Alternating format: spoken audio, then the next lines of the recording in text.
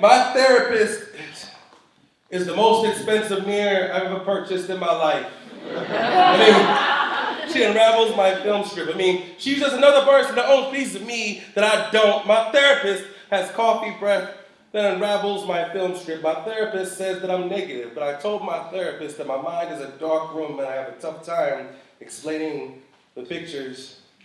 So my therapist said I have self-destructive tendencies and I take things the wrong way, but what she really means is the last time she performed an autopsy of my coping mechanisms, she found an asylum of malignant explosions ready to destroy everyone in a trust-mile radius. I just hope my copay covers the soot in her carpet. So I told my therapist that I have a tough time explaining my emotions. I mean, my mouth is a velvet rope of things I can't take back. This velvet rope throat moonlights as a concierge for my regrets. So I go to therapy because I treat silence like a first language. But my therapist says I speak exit wound ebonics fluently, but what she really means is that I talk in small circles, and by small circles, she means big circles, and by big circles, she means targets, and by targets, she means I wear my victim like a brand new pair of shoes, but I never told my therapist that I have to borrow my mother's tongue to say certain words.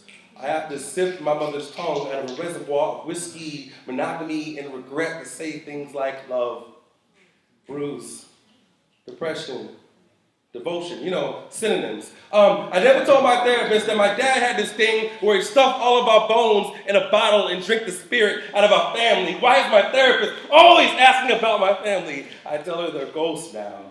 They're gone now. They're surfing on my flight response to love, and I'm at the shoreline waving them hello. Bipolar depression is the birthmark I use to distinguish my bloodline with. I never told my therapist that I have very polite suicide attempts. I don't write cryptic Facebook messages or leave notes. I just go to the bathroom, play the violin strings in my wrist, and bleed poems. My therapist said I have self-destructive tendencies, so I finally decided what kind of combustion I am. I am a controlled demolition, cleaning my wreckage with a bucket of vodka and